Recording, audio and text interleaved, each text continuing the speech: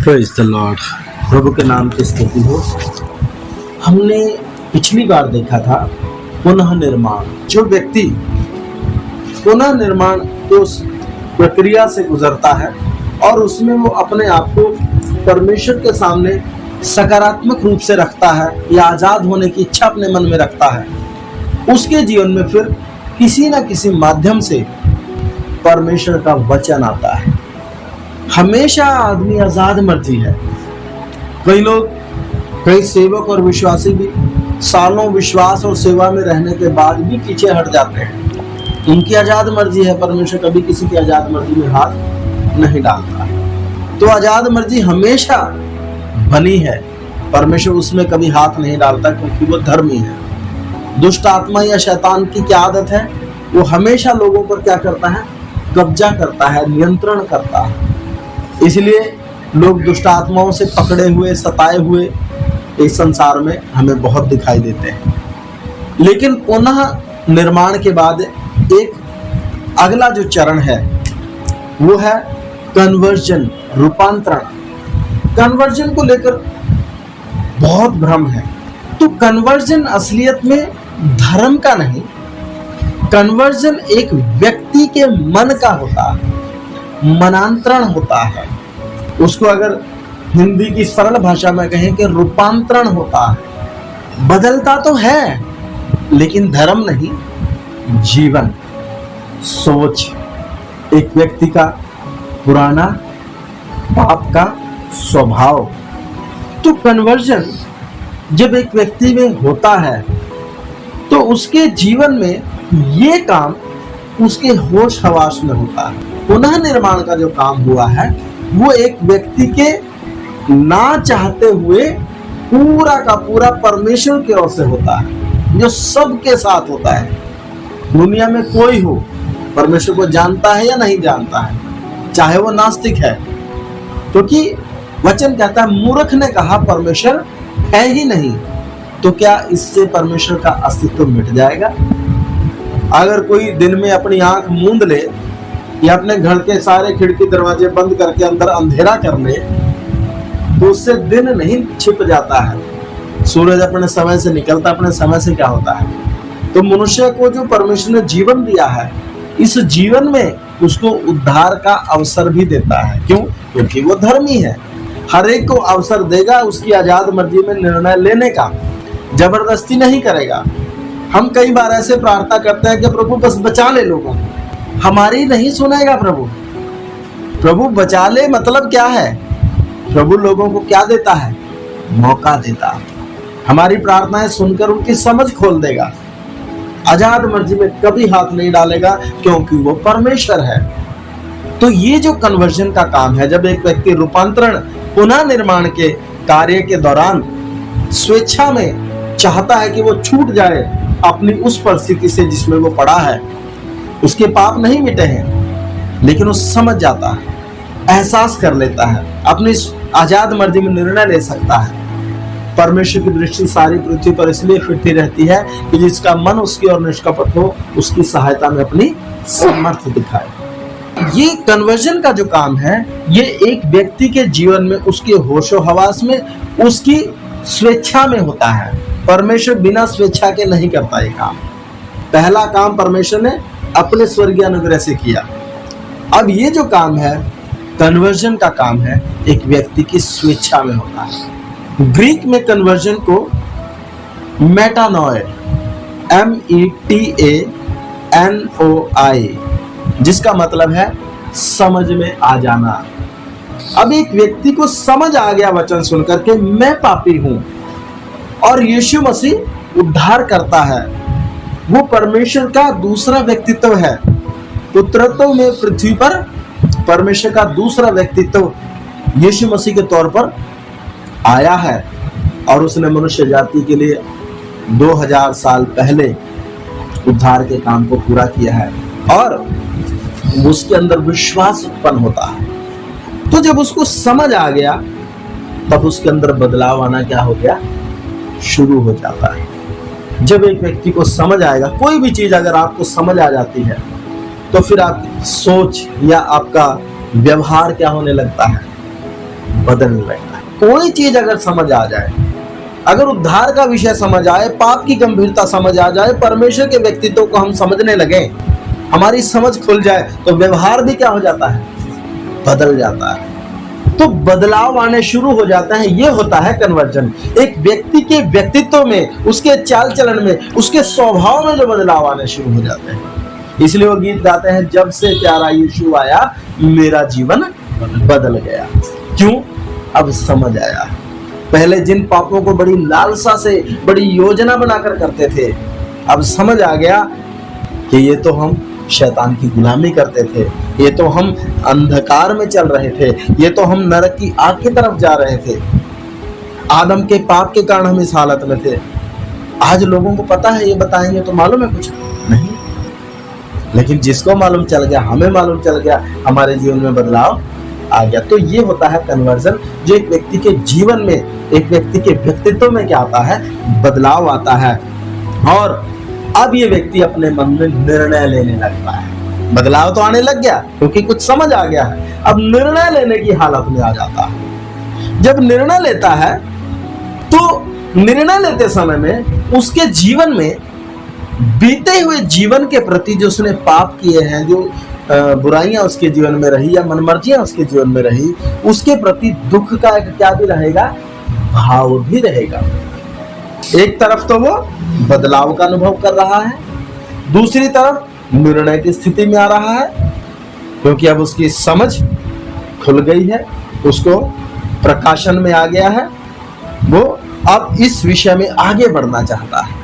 और अब उसके अंदर एक दुख का भाव भी है कि वो अपने बीते हुए जीवन को एक पछतावे के साथ देखता है कि मैंने इतना समय व्यर्थ में क्या कर दिया, गंवा दिया। और वो व्यक्ति एक फैसला करता है कि आगे को, आने वाले जीवन में मैं ये पुराने जीवन किसी चाल बिल्कुल भी नहीं चलूंगा। एक निर्णय तक आ जाता है। दूसरा तीमुथियुस उसका 2 अध्याय उसका 25 वचन, वह विरोधियों को नम्रता से समझाए, क्या जाने परमेश्वर उन्हें मन फिराव का मन दे कि वे सत्य को पहचाने। तो ये है कन्वर्जन। जब एक व्यक्ति अपनी स्वेच्छा में अपने पाप से ग्लानि करने लगता है, अपने पाप से विमुख होने लगता है, तब उसके अंदर मन फिराव का क्या होने लगता है। अब बहुत लोग मुझे बपतिस्मा दे दो पास्टर जी, मुझे बपतिस्मा दे दो, मन फिराव की बात करें, पता नहीं। मसीही समाज में मैक्सिमम लोग आपको ऐसे मिलेंगे जिन्होंने बपतिस्मा तो ले रखा है, लेकिन उसका मतलब क्या होता है उनको नहीं पता है। तो मन फिराव का काम एक व्यक्ति के जीवन में परमेश्वर शुरू करता है, उसकी स्वेच्छा में करता है। पहले उसकी स्वेच्छा ली, पुनः निर्माण के दौरान उसकी आजाद मर्जी में, उसकी परिस्थितियों को उस पर प्रकट करके, उसके अंतःकरण में एक नया काम, उसके व्यक्तित्व में एक नया काम करके, उसको आजाद मर्जी में एक निर्णय लेने के लिए परमेश्वर एक प्लेटफॉर्म देता है। वहां अगर निर्णय ले लेता है तब अगला काम उसके जीवन में परमेश्वर, देखिए परमेश्वर सर्वशक्तिमान है, लेकिन आजाद मर्जी में हाथ डालता। दूसरा कुरिन्थियोस 7:10, क्योंकि परमेश्वर भक्ति का शोक ऐसा पश्चाताप उत्पन्न करता है जिसका परिणाम उद्धार है, और फिर उससे पछताना नहीं पड़ता, परंतु सांसारिक शोक मृत्यु उत्पन्न करता है। जो अपने पापों के ऊपर शोक करता है, मैं कितना बुराई में अपने जीवन को जिया। मान लीजिए कोई विश्वासी है, उसके जीवन में कोई गलती है, कुछ आदत है, कुछ कमी है, और वो उस बात को लेकर अपने अंदर दुखी रहता है। ये कौन सा शोक है? भक्ति का शोक, परमेश्वर भक्ति का शोक, कि मैं चलना चाहता हूं, मैं चल नहीं पा रहा, मुझ में ये कमी है, हे प्रभु। उसका परिणाम कैसा आएगा? सकारात्मक और अच्छा आएगा। क्यों? जो परमेश्वर भक्ति का शोक करते हैं वो क्या पाते हैं जी? वो अपने अंदर पश्चाताप का अनुभव करते हैं, और उनका परिणाम क्या होता है? जो पश्चाताप करता है उसको परमेश्वर क्या देता है? छुटकारा देता है। लेकिन कोई व्यक्ति को फोन है, संसारिक शोक, आईफोन लेना है। क्या लेना है? आईफोन लेना है। आईफोन 1.5 लाख का आता है, 2 लाख का भी आता है ना, 15 आता है ना, आईफोन 15। वो कितने का है? 1.5-2 लाख का आता है। मालूम है आपको, उस फोन को लेने के लिए कई लोग अपनी किडनियां तक बेच देते हैं। मैं हकीकत बता रहा हूँ, गुर्दा तक बेच देते हैं लोग क्या लेने के लिए। इतना क्रेज है। उससे शौक उत्पन्न होगा या कुछ और उत्पन्न होगा। कहीं कर्जे पे ले लेते हैं फोन, आईफोन, और अगर गिर गया फिर हार्ट अटैक होगा या नहीं होगा। संसार की वस्तुओं के लिए, संसार के आदर के लिए, संसार की बातों के लिए जो व्यक्ति चिंतित रहता है, संसार में संसारिक धन के लिए, संसारिक शौक में संसार की वस्तुएं आएंगी जिनको पाने के लिए एक व्यक्ति शौकित रहता है, और नहीं मिलती तो क्या हो जाता है? दुखी हो जाता है। उससे छुटकारा मिलेगा एक व्यक्ति को? उससे मृत्यु उत्पन्न होती है। तो चाहिए क्या? एक व्यक्ति को अपने जीवन में परमेश्वर भक्ति का शौक करे कि वचन के दर्पण में जब हमें दिखती है हमारी कमी, उसके लिए हम शौक करें। नया व्यक्ति जब आता है तो उसको भी शौक रहता है, निर्णय ले रहा है, फैसला ले रहा है, प्रभु में चलने के लिए एक बदलाव उसके अंदर आ रहा है, उसका जीवन भी बदल रहा है, लेकिन पुराने जीवन के प्रति मन में क्या है? पछतावा। आज हम मसीह में चल रहे हैं, जैसा चलना चाहिए क्या चल रहे हैं? जब नहीं चल रहे और फिर भी मजे में चल रहे हैं, तो इसका मतलब हमारा आत्मिक जीवन डाउनफॉल में जा रहा है। वचन क्यों कहता है टूटे और पिसे हुए मन वालों के निकट यहोवा रहे? टूटे हुए मन का क्या मतलब है? दाऊद क्या कहता है? मेरा पाप निरंतर मेरी दृष्टि में बना रहता है। जब हम अपनी दृष्टि में अपनी कमियों को रखेंगे ना, हमारे पास दोनों चीजें हैं जीवन में, उपलब्धियां भी होती हैं और क्या भी होती हैं? कमियां भी होती हैं। जब मैं मेरे जीवन की उपलब्धियों पर ध्यान करना शुरू कर देता हूं तो मेरे अंदर घमंड आना शुरू हो जाता है, और घमंड की एक आदत है, वो हमें उठाता है, और जो खुद से उठ जाता है, अपने आप में बड़ेपन के उस एहसास से भर जाता है, तो बाकी सब उसको छोटे दिखने शुरू हो जाता है। हमें घमंड में नहीं, नैतिकता में ऊंचा होना चाहिए, आत्मिकता में ऊंचा होना चाहिए। अगर हम आत्मिक हैं और आत्मिक रूप से ऊंचे हैं तो हम अपने छोटों का बराबर आदर करेंगे, कमजोरों को उठाएंगे। आत्मिक व्यक्ति अगर नम्र और दीन नहीं है, वो आत्मिक नहीं है, वो वहम में पड़ चुका है। जो दूसरे को तुच्छ जानता है वो आत्मिक नहीं है। आत्मिक वही है जो नैतिकता में, दीनता में, नम्रता में क्या है? एक ऊंचे स्तर पर जाता है। हाँ, जब हम आत्मा में बढ़ते हैं तो अधिकार भी होते हैं, दुष्ट आत्माओं पर भी अधिकार मिलता है, बीमारियों पर भी अधिकार मिलता है, और प्राकृतिक बातों पर भी अधिकार मिलता है। वचन के भेद भी खुलते हैं। हर चीज आत्मा में बढ़ेंगे तो हर चीज बढ़ेगी नहीं बढ़ेगी, लेकिन ये सब होते समय में दीनता बढ़ेगी। यानी कि मुझे थोड़ा वचन आ गया तो उसको तो कुछ भी नहीं आता, उसको क्या पता। तो जब दूसरों को कुछ नहीं पता ऐसा विचार आने लग गया, तो इसका मतलब क्या है कि बढ़ तो रहे हैं और शायद कहीं और ही बढ़ गए। तो इसलिए असली कन्वर्जन क्या है? एक व्यक्ति के मन में वो बदलाव आने शुरू। एक नया व्यक्ति, आज भी उद्धार के 3 चरण हैं। उद्धार पा चुके हैं, उद्धार पा रहे हैं, उद्धार पाएंगे। तो जो उद्धार नहीं पाए वो तो उद्धार के उस कन्वर्जन के जब परिस्थिति में आते हैं तो उनके अंदर अपने पुराने जीवन के प्रति दुख, नए जीवन के प्रति उत्साह और निर्णय की हालत में होते हैं। जीवन में बदलाव आता है, चाल चलन में, व्यक्तित्व में, व्यवहार में बदलाव आता है। उसके अंदर की अगर आत्मिक दृष्टि से देखें, उसके अंदर नए मनुष्य की सृष्टि हो रही है। उसके अंदर शैतान का साम्राज्य, इस संसार का साम्राज्य नहीं है, उसके अंदर स्वर्ग का साम्राज्य, हेवनली गवर्नमेंट उसके अंदर स्थापित होती है। परमेश्वर का राज्य उसके अंदर स्थापित हो रहा है। तो बहुत बड़े स्तर पर उसके अंदर बदलाव आ रहे हैं। लेकिन जब हम विश्वासी हैं, उसी बात को अगर अपने संदर्भ में आकर देखें, प्रभु के जन जो हम उद्धार पा चुके, तो हम रोज अपने जीवन को वचन के दर्पण में जांचना है। और अगर हम में कहीं कोई गलती है, जो अक्सर होती है, हमेशा जब तक मैं और आप अपनी गलतियों पर नजर बनाकर रखेंगे, हम आत्मा में बढ़ते जाएंगे। और जब अपनी उपलब्धियों पर, अपनी अच्छाइयों पर नजर बनाएंगे, तब आत्मा में क्या होना शुरू हो जाएंगे? घटना शुरू। 1-2 दिन में घटकर हट नहीं जाएंगे, धीरे धीरे डाउनफॉल आना और एक व्यक्ति के अंदर नम्रता की जगह घमंड आना। और वचन कहता है नाश होने से पहले क्या आता है? घमंड आता है। तो घमंड के भाव, और हम मनुष्य स्वभाव ही से घमंडी होते हैं। हम यहाँ स्टॉप नहीं कर सकते कि हम रोज अपने अंदर से स्वयं को निकालते हुए, परमेश्वर के वचन को, उसके व्यक्तित्व को, उसकी इच्छा को अपने में रखते हुए, अपनी इच्छा को अपने से दूर करते हुए, उसकी इच्छा को अपने में पूरा करते हुए आगे बढ़ेंगे तो निश्चय उस लक्ष्य तक हम पहुंचेंगे जिसके लिए प्रभु ने हमें चुना है। तो कन्वर्जन हर एक व्यक्ति के जीवन में परमेश्वर की ओर से उस व्यक्ति की स्वेच्छा में होता है। अब परमेश्वर की ओर से काम तो हो रहा है, लेकिन उस व्यक्ति की स्वेच्छा में, उसकी आजाद मर्जी के बगैर नहीं हो रहा है। अब वो वचन को पढ़ना चाहता है, वो छुटकारा पाना चाहता है, वो सीखना चाहता है, वो जानना चाहता है। और जब वो जैसे जितना वो समझता जाता है, क्योंकि वचन पूरा एकदम थोड़ी समझ लेता है, जितना हम पढ़ते जाते हैं, ये बाइबल है, परमेश्वर का वचन है, इसको रोज पढ़ो, रोज क्या लगता है, नया लगता है।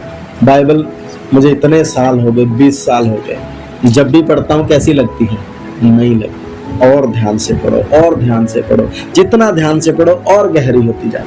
तो हमारे अंदर कन्वर्जन का जो काम है, बदलाव का जो काम है, तो वचन कहता है अंश अंश करके बदलते जाते हैं। और पहला यूहन्ना उसका 3 अध्याय उसका 2 वचन में संभवतः लिखा है कि हम नहीं जानते हम क्या कुछ होंगे, लेकिन इतना जानते हैं कि जिस दिन वो प्रकट होगा हम भी उसी के समान। तो हमने उस हालत तक आना। हम अगर यहीं फुल स्टॉप कर दें, अभी तो काम शुरू ही हुआ है। और कईयों की तो बिल्डिंग का काम चला है, लेकिन सामान पूरा नहीं है। तो हमने जो काम और अनंतकालीन काम, हमेशा का जो काम हमें शुरू हुआ है, उस पर हमें ज़्यादा फोकस करना है, बशर्ते अपने दुनियावी कामों में बहुत ज़्यादा फोकस करें। वो भी करना है, लेकिन उसके साथ साथ इसको हल्का ना लें। ये अनंतकालीन है। नाशमान काम के लिए, नाशमान बातों के लिए हम बहुत ज़्यादा फोकस कर जाते हैं, लेकिन अविनाशी अनंतकालीन परमेश्वर की योजना जो हम में वो पूरी कर रहा है, उसके उद्देश्यों को हमारे लिए, हमारे भले के लिए, जो हम में उसने अच्छा काम आरंभ किया है, मसीह यीशु के आने तक उसको पवित्र आत्मा के द्वारा वो पूरा करना चाहता है। हम उसमें जितना स्वेच्छा में सहयोग देंगे, जितना वचन में, प्रार्थना में, परमेश्वर की उपस्थिति में आगे बढ़ेंगे, उतना अच्छे से वो काम हमने होगा। तो कन्वर्जन का काम एक नए व्यक्ति में भी और पुराने व्यक्ति में भी होता जा रहा है, क्योंकि हम रोज बदलते जा रहे हैं। पढ़ें जरा कुलुस्सियों 3:10 वचन। और नए मनुष्य तब को पहन लिया है, जो अपने सृजनहार के स्वरूप के अनुसार ज्ञान प्राप्त करने के लिए नया बनता जाता है। तो नया बनता जाता है, भीतरी मनुष्य बढ़ता जाता है परमेश्वर की पहचान में, परमेश्वर के स्वभाव में, उसके कद, उसके डील डॉल, उन सब में, उसके प्रेम में, उसकी समझ में, उसके व्यक्तित्व में। तो कन्वर्जन हमेशा चल रहा है, बदलाव हमेशा चल रहा है। जितना अपनी आजाद मर्जी में परमेश्वर के हाथ में, ये काम रुक भी सकता है, नए व्यक्ति के अंदर भी रुक सकता है। अगर वो आ गया, उसको कुछ समझ आ गया, लेकिन दुनिया की बातों में थोड़ा चला गया, परमेश्वर आजाद मर्जी में कभी हाथ नहीं डालेगा। कन्वर्जन चाहे कोई नया विश्वासी है, चाहे कोई पुराना विश्वासी है, बदलाव हमेशा उसके जीवन में चलता रहता है, क्योंकि उद्धार 3 चरण हैं और तीसरे चरण तक जब तक नहीं पहुंचते, अर्थात या तो यीशु मसीह आकर हमें ले जाए और या हम इस संसार से उसके पास चले जाएं, तभी उस तीसरे चरण को हम क्या करते हैं, प्राप्त करते हैं। तो लेकिन बात यहाँ बहुत बेसिक की हो रही है, उद्धार पाने वाले लोगों की हो रही है। मैंने इसमें उद्धार पाए हुए लोगों के विषय में भी थोड़ा बताया, लेकिन उद्धार पाने वाले लोगों में किस तरीके के बदलाव आते हैं। एक व्यक्ति कहता है कि मुझे अच्छा लग रहा है, सिर्फ अच्छा लग रहा है पर्याप्त नहीं है, मन में दुख का, पश्चाताप का भाव भी होना जरूरी। अच्छा लग रहा है, जीवन में बदलाव भी होना जरूरी है, तभी पता चलेगा कि इसको कुछ समझ भी आया है। नहीं तो कईयों को अच्छा लगता है, लेकिन जीवन में बदलाव नहीं होते हैं। तो सिर्फ अच्छा लगना नहीं होता है, वो एक निर्णय तक भी पहुंचना होता है। अब ये थोड़ी बताना पड़ता है कि भाई साहब बाइबल पढ़ते रहो, प्रार्थना करते रहो। तो बोलने की चीजें हैं, जिंदा है तो खाना खाएगा, सांस लेगा। वचन पढ़ना भोजन है, वचन व्यक्ति के लिए भोजन है, और प्रार्थना सांस है। खाना खाएगा, सांस लेगा, बोलना नहीं पड़ेगा उसको। अगर बोल बोल के करवाना पड़ रहा है तो ये सब बुद्धि से हो रहा है, आत्मा में काम नहीं हुआ। अगर हुआ तो उस पर फोकस नहीं किया जा रहा है, इसलिए वो आगे के लिए रुक जाता है। क्योंकि आजाद मर्जी में जबरदस्ती परमेश्वर करता नहीं है। तो कन्वर्जन, इसी विषय को हम अगली क्लास में भी देखेंगे। आइए प्रार्थना करें।